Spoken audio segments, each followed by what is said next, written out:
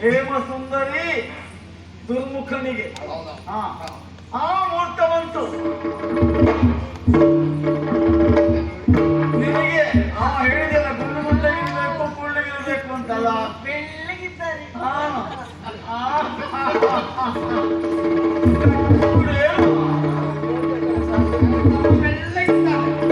ಇವನು ಬಹಳ ಬೆಳ್ಳಗಿದ್ದಾನೆ.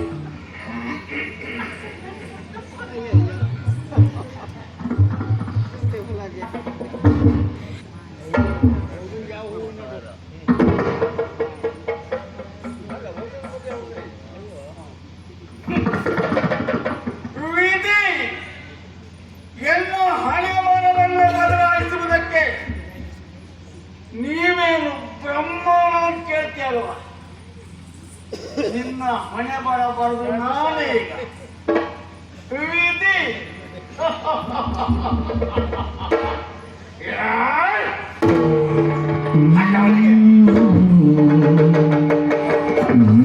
ಜನಕ ವಂದಿಸುತ್ತ ಗುರು ಹಿರಿಯರಿಗೆ ತಲೆಬಾಗಿ ಸಭೆಗೆ ವಿನಮಿಸಿ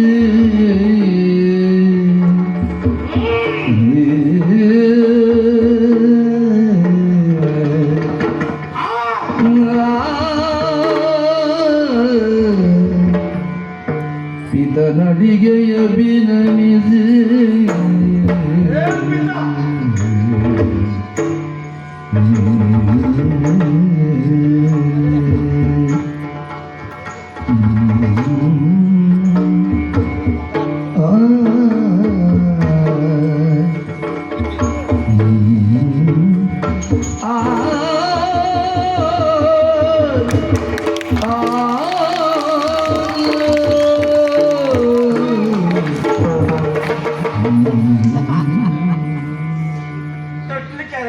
ಕೈಯ ಮತ್ತೆ ಹೀಗೆ ಮಾಡುದು ಯಾಕೆ? ಅದಲ್ಲ ನೋಡಿ, ಇವರಿಬ್ರು ಮಾಲೆ ಬದಲಾವಣೆ ಮಾಡ್ಕೊಳ್ಳುವಾಗ ನೀವು ಸಂತೋಷದಲ್ಲಿ ಹೀಗೆಲ್ಲ ಮಾಡ್ತಾ ಇದ್ರ? ನಾ ಮಾಡ್ಲಿಲ್ಲ. ಅಲ್ಲ, ಹೀಗೆಲ್ಲ ಮಾಡ್ತಿದ್ರ ಎಲ್ಲ ನೆನಪು ಹೋಯ್ತೇನೆ ಹೇಳ್ಕೊಂಡು ನಾನು ಈ ಚಪ್ಪಲಿ ಕಟ್ಟೆ ಹೇಳ್ತೇವೆ ನಾವು.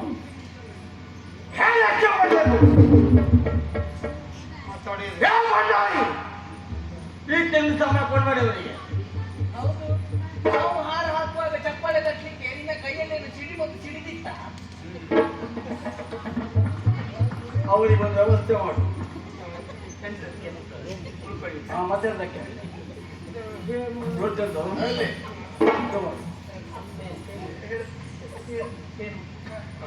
ನಿಮ್ಗೆ ಉಳ್ಕೊಳ್ಳಿಕ್ಕೆ ಹೇಮ ಸಾಧನ. ಹೇಮ ಸಾಧನ. ಹೇಮ ಸಾಧನ ಎಲ್ಲಿ ಬಿಡಿಸಬೇಕು ಅಲ್ಲಿ ಬಿಡಿಸುವುದಿಲ್ಲ ನೀನು. ಎಲ್ಲಿ ಬಿಡಿಸಬಾರ್ದು ಅಲ್ಲಿ ಬಿಡ್ಸಾಕ್ಬಿಟ್ಟೆ. ಹೇಮ ಸಾಧನ. ಹೋಗಿ ಹೋಗಿ ನೀವು ಹೋಗಿ ಸರಿಯಾ ಸರಿಯಾ. ನೀವು ಒಂದು ಇಟ್ಕೊಳ್ಳು ಇಲ್ಲೇ ಆಗೋದು ಕೆಲಸ ಆಗುದು ಇಟ್ಕೊಳ್ಳು. ಸಮಯ ಕೋಳಿ ಹಚ್ಚಿರೋಣ ಅಂತ ಹೇಳಿ ಮತ್ತೆ ಆಗಾಗ ಮತ್ತೆ ನಮ್ಮ ಕೋಣೆ ಹತ್ತಿರ ಬರಬಾರ್ದು. ಅಲ್ಲೆಲ್ಲ ಬರುದಿಲ್ಲ ಅವನಿಗೆ ಹೋಗ್ಬೇಕಾದ್ರೆ ಹೋಗ್ಲಿಕ್ಕೆ ಆಗುದಿಲ್ಲ. ಅವನು ಎಲ್ಲ ಎಂತ ಬರ್ತಾನೆ ಇವ್ರ ಕೋಣೆಗೆ ಅಲ್ಲಿ ಹೋಗು. ಬೇಕಾದಿಗಳು ಕೇಳಿ ಪಡೆದು ಏನು ಮತ್ತೆ ಯಾರನ್ನೂ ಆ ಕಡೆ ಕಳಿಸ್ಬೇಡಿ. ನಿಮ್ಮ ಕಡೆಗೆ ಯಾರು ಕಳಿಸುದಿಲ್ವೋ? ನೀವು ಬೇರೆ ಕಡೆ ಹೋಗಬೇಡಿ. ಏನು ಯಾಕಂದ್ರೆ ಭಕ್ತಿ ಅವರಿಗೆ ವ್ಯವಸ್ಥೆ ಇದೆಲ್ಲ ನಿಮಗೆ ಗೊತ್ತಾಗುದಿಲ್ಲ. ರೂಪ ನೀಲಯ ನಿನ್ನ ಅಪ್ರಾಯ ಉಳ್ಕೊಳ್ಳಿಕ್ಕೆ ಸೇರಿಸಿ ಅವರು ಸೇರಿಸಿ ರೂಪ ನೀಲಯ ರೂಪನಿಲಯ. ರೂಪನಿಲೆ ನೀವು ಆಯ್ತು. ಕೈ ಕೊಡು ಕೈ ಕೈ ಕೊಡ ಹೇ, ಕೈ ಕೊಡು ಏ ಅದಲ್ವಾ ಈಗದು ಈಗಿನ ಕೈಯ ಬರ್ತೇನೆ ಮುಂದೊಂದು ಆಗ್ಲೇ ಇಲ್ಲ. ವ್ಯವಸ್ಥೆ ಮಾಡ್ತೀನಿ ಮಾಮಯ್ಯ ಏನು ಸಂಕೋಚ ಪಡಬೇಡಿ. ಮಗಳು ಸಣ್ಣವಳು ಏನು. ಆಯ್ತು. ಅಪ್ಪಯ್ಯ ಓ ಆಗ ಕರೀತಾ ಇರ್ಬೇಡಿ. ಯಾ ನಿನ್ನಲ್ಲ ಹೌದು ಆಯ್ತಾ? ಮಗಳೇ ನೀನೇ ಆಯ್ತು ಅಂತ ಕೇಳಪ್ಪ. ಆಯ್ತು. ಏನು ಹಾಗಾದ್ರೆ ಕರೀರಿ. ನೋಡಿಯಾ ಹಾ. ಅಂತೂ ಇಬ್ಬರಿಗೂ ವ್ಯವಸ್ಥೆ ಮಾಡಿದೆ. ಇನ್ನು ಉಳಿದದ್ದು ಒಬ್ಬರು ಒಂದು ಜೋಡಿ ಹುಡ್ತೀಗ ಹಾ, ಬಹುಶಃ ಏನು ಹೇಳು. ಬಹುಶಃ ನನಗೆ ಗೊತ್ತಾಯ್ತು. ಏನು ಇವರಿಗೆ ನಿಮ್ಮ ಕೋಣೆ ಏನೇ ಬಿಟ್ಕೊಡ್ತೀರಿ ನಮ್ದಲ್ಲ ಒಟ್ಟಿಗೆ ನಂಗೆ ಭಾರಿ ಸಂತೋಷ. ಕೋಣೆ ಅದು ಹೋಗಿ ಅಂತ ಕೊಟ್ಟಿದ್ದೇನೆ ಅದು ಬಿಟ್ಕೊಡಿ. ಅವ್ರಿಗೆ ಹೇಳುವಾಗ ನಾನೇ ಹೇಳಿದ್ದಲ್ಲ. ಈಗ ನನಗೆ ಹೇಳಿಕ್ಕೆ ಬಾಯಿ ಇಲ್ಲ. ಈಗ ಇರ್ಬೋದು ಒಂದು ಕಲ್ಪನೆ ಮಾಡ್ಕೊಂಡೆ ನಾನು. ಅವ್ರು ಹೇಳು. ಕುದುರೆ ಯಾವೇ ಅವಳಿಗೆ? ಕುದುರೆ ಆಲಯ ಕಳಿಸೋಣ. ಅಲ್ಲಿ ಪಕ್ಕದಲ್ಲಿ ಕುದುರೆಯಲ್ಲಿ ಪಕ್ಕದಲ್ಲಿ ಇವರಲ್ಲಿ ಆಗಾಗ ನೀವು ಹೋಗಿ ಬರ್ತಾ ಇರೋಲ್ಲಿ ಅಂತ ಅವರಿಬ್ಬರು ಹೋಗ್ಬೇಡ ಏನೋ.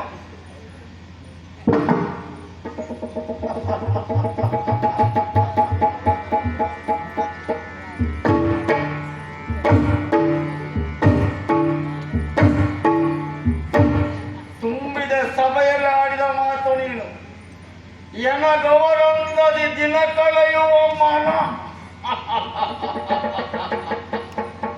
ಆವಾಗ ಹಿರಿಯ ತಲೆಯೆಲ್ಲ ಒಂದಾಗಿ ಹೀಗೆ ಮಾಡಿದ. ಈಗ ಬದುಕಲಿಕ್ಕೆ ಯಾವ ಹಿರಿ ತಲೆಯೂ ನಿನ್ನೊಂದಿಗೆ ಬರುವುದಿಲ್ಲ.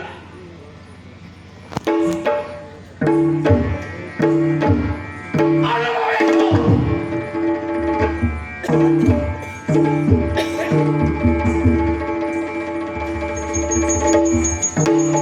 ಹರನೇ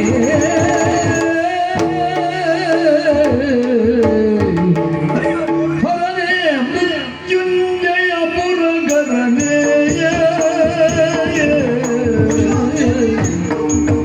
ಹರನೇ ಮೃತ್ಯುಂಜಯ ಪುರಗರನೇ ನಾನೀ ಭೂಪಗೆ ಪ್ರಳಯ ನಿಧಿ ಚಲಿಸಿದೆ ವೈರಿಯ ಸ್ಥಾನದುಳಿಂದೋ ಇವಾಗ ಕರಡೆಯ ನಿಧಿ ನಡೆಸಿದ ವೈರಿಯ ಸ್ಥಾನದೊಳಿಂದೋ ವರಶ್ರುತಿ ಸಮ್ಮತ ಪೇಳಿದ ಕಿರುಮಾತಿಗೆ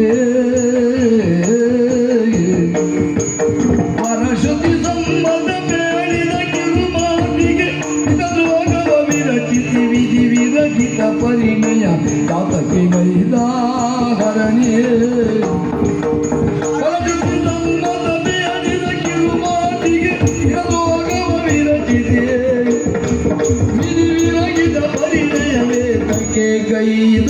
ಗೈದಾಗರನೇ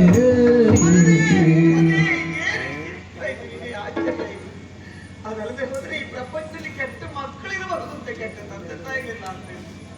ತಂದೆ ತಾಯಿಗಳಾದವರು ಎಷ್ಟೇ ಕಷ್ಟವಾದರೂ ಮಕ್ಕಳ ಏಳಿಗೆಯನ್ನೇ ಬಯಸ್ತಾರೆ ಅಂತ ಹೇಳಿದ್ರು. ಆದ್ರೆ ಅದಕ್ಕೆ ತದ್ವಿರುದ್ಧವಾಗಿ ನನ್ನಮ್ಮ ನನ್ನ ಬದುಕನ್ನು ಹಾಳುಗೆಡಬೇಕು, ನಾನು ನರಕ ಯಾತನೆಯನ್ನು ಅನುಭವಿಸುವುದನ್ನ ನೋಡ್ಬೇಕು, ನೋಡಿ ಸಂತೋಷ ಪಡಬೇಕು ಅನ್ನೋದಾಗಿ ಹೇಳಿದಲ್ಲ. ಯಾಕೆ ಹೀಗೆ? ಅಯ್ಯೋ ದೇವರೇ, ನನ್ನ ಅಪ್ಪ ತುಂಬಿದ ಸಭೆಯಲ್ಲಿ ಕೇಳುವಂತಹ ಪ್ರಶ್ನೆಗಳಿಗೆ ಶ್ರುತಿ ಸ್ಮೃತಿ ಸಮ್ಮತವಾದಂತಹ ಮಾತನ್ನಾಡಿದ್ದೇನೆ ನಾನು. ಅದು ನನಗೆ ಈಗ ಅರ್ಥವಾಗ್ತದೆ. ಸತ್ಯ ಹೇಳಬೇಕು, ಪ್ರಿಯವಾಗಿಸಿ ಹೇಳಬೇಕು. ನನ್ನ ಅಪ್ಪನಿಗೆ ಸುಳ್ಳನ್ನಾದರೂ ನಾನು ಪ್ರಿಯವಾಗಿಸಿ ಹೇಳಬೇಕಾಗಿತ್ತು. ನಿಷ್ಠುರವಾದಂತಹ ಸತ್ಯವನ್ನಾಡುವುದರ ಮೂಲಕವಾಗಿ ನಾನೀ ಕಷ್ಟ ಪರಂಪರೆ ಒಳಗಾದೆಂದು ನನಗೆ ಈಗ ಅರ್ಥವಾಗ್ತಾ ಇದೆ. ಅಯ್ಯೋ ದೇವರೇ, ಹೌದು, ನನ್ನನ್ನು ಹಾಡಿದ ನನ್ನಮ್ಮ ಕೆಲವೇ ದಿವಸಗಳಲ್ಲಿ ಇಹಲೋಕದ ಯಾತ್ರೆಯನ್ನು ಮುಗಿಸಬೇಕು. ಹೆಣ್ಣಾದವಳಿಗೆ ತಾಯಿ ಇಲ್ಲದೆ ಹೋದ್ರೆ ಅಕ್ಷರಶಃ ಅವಳು ತಮ್ಮೋಲಿ ಆಗ್ತಾಳೆ. ಅವಳ ಕಷ್ಟ ಸುಖಗಳನ್ನು ಹೇಳಿಕೊಡುವುದಕ್ಕೆ ಯಾರಿದ್ದಾರೆ? ಅವಳ ಅವಸ್ಥೆಗಳನ್ನು ಹೇಳಿಕೊಡುವುದಕ್ಕೆ ತಾಯಿ ಅಲ್ಲದೆ ಯಾರು? ಆದ್ರೆ ನನ್ನಪ್ಪ ಇಲ್ಲಿಯವರೆಗೆ ನನಗೆ ತಂದೆಯಾಗಿ ತಾಯಿಯಾಗಿ ಪೋಷಿಸಿದ್ದ.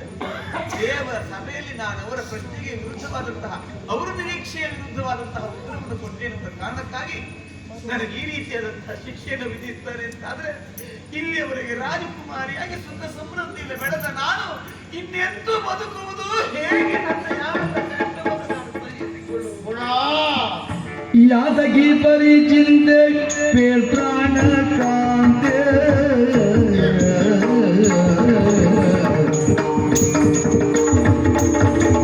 ಯಾತಕಿ ಪರಿಚಿಂತೆ ಪೇಳ್ ಪ್ರಾಣ ಕಾಂತೆ ಚೇತನ ಗುಂಪಿನ ಬಗೆಯೇ ಗುಣವಂತೆ ಚೇತನ ಗುಂಪಿನ ಬಗೆಯೇ ಗುಣವಂತೆ ಪ್ರೀತ ಜಟನಿಂದೆದುವ ವ್ಯಸನವೇ ಸತನಿನ್ನರಿಗೈದ ಲೋಕಕ್ಕೆ ಪ್ರೀತ ಜಟನಿಂದೆದುವ ವ್ಯಸನವೇ ಸತನಿನ್ನರಿಗೈದ ಲೋಕಕ್ಕೆ ಧಾತಿ ಸಂಪತ್ತಿಲ್ಲೆನ್ನುವ ಚಿಂತಾತುರವೇ ನೀ ಎನ್ನೊಳಗುವೋ ನಿನಗ್ಯಾತಕಿ ಪರಿಚಿಂತೆ ಪ್ರಾಣ ಕಾಂತೆ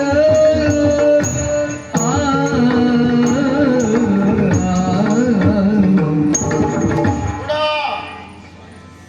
ಏನಿದೆ?